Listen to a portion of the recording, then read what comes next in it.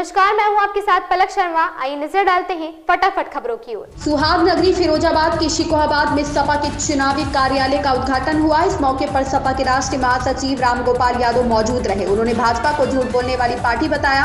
कहा कि भाजपा को हमेशा झूठ बोलती है, वह लोगों का ध्यान भटकाती है। कहा कि बीजेपी चुनाव से पहले हमेशा हिंसा कराती है।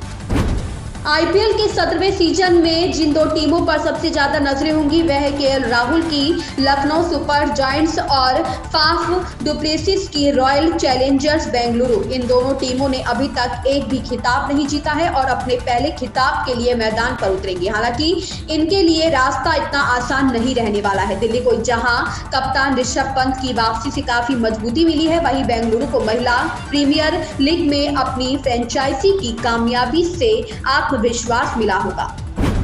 दिल्ली के मुख्यमंत्री अरविंद केजरीवाल ने दिल्ली उच्च न्यायालय में एक नई याचिका दायर कर अपने खिलाफ कोई दंडात्मक कार्यवाही नहीं करने की मांग की है। न्यायमूर्ति सुरेश कुमार कैत की अगुवाई वाली खंडपीठ मामले की सुनवाई कर रही है। दिल्ली शराब नीति मामले में ईडी अब तक उन्हें 9 समन जारी कर चुकी है। केजरीवाल को ईडी ने आज पूछताछ के लिए बुलाया है। कल दिल्ली हाईकोर्ट में उनके मामले की सुनवाई के दौरान उनके वकीलों ने कहा कि उन्हें आशंका है कि ईडी उन्हें गिरफ्तार कर लेगी और अगर उन्हें सुरक्षा दी जाती है तो वे पेश होने के लिए तैयार है।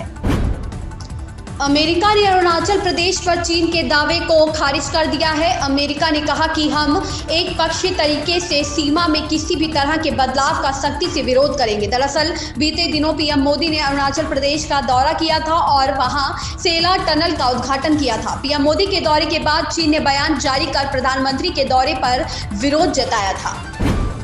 लोकसभा चुनाव का बिगुल बज चुका है। पलायन के मुद्दे से देश भर में चर्चाओं में आई कैराना लोकसभा सीट पर इस बार भी हर किसी की नजर लगी हुई है। इस समय सीट पर भाजपा का कब्जा है। इस सीट पर अभी चुनावी दंगल में 3 योद्धा ही नजर आ रहे हैं। हसन परिवार की बेटी इकरा हसन के सामने इस बार जहां विरासत को बचाना चुनौतीपूर्ण है, वहीं सांसद प्रदीप चौधरी को जनता दल के लगातार 2 बार सांसद रहे हरपाल सिंह के रिकॉर्ड की बराबरी कर भाजपा को जीत दिला बड़ी चुनौती है।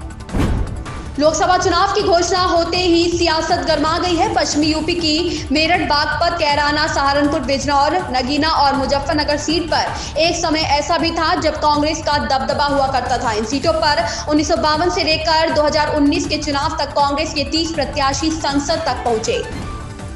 राष्ट्रीय जनता दल के सुप्रीमो लालू यादव की पत्नी रबड़ी देवी के भाई और पूर्व राज्यसभा सांसद सुभाष यादव को कोर्ट ने राहत दी है। उन्हें एमपी एमएलए कोर्ट के स्पेशल जज विनय प्रकाश तिवारी की अदालत से जमानत दे दिया गया।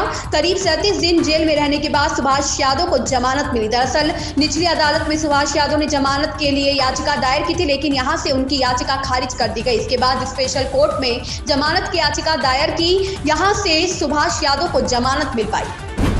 दर्शकों को मनोरंजन का भरपूर डोज देने के लिए अलग अलग जॉनर की कई फिल्में सिनेमा घरों में लगी हुई है। बीते सप्ताह सिद्धार्थ मल्होत्रा की बहुप्रतीक्षित फिल्म योद्धा और आदर्श शर्मा अभिनीत film Bastar the Naxal story ने सिनेमा घरों में दस्तक दी। इसके साथ ही कुछ अन्य फिल्में भी बॉक्स ऑफिस पर अपना दबदबा बनाने की पूरी कोशिश कर रही है। इनमें आर माधवन और अजय देवगन की फिल्म शैतान और यामी गौतम अभिनीत फिल्म आर्टिकल 370 शामिल है।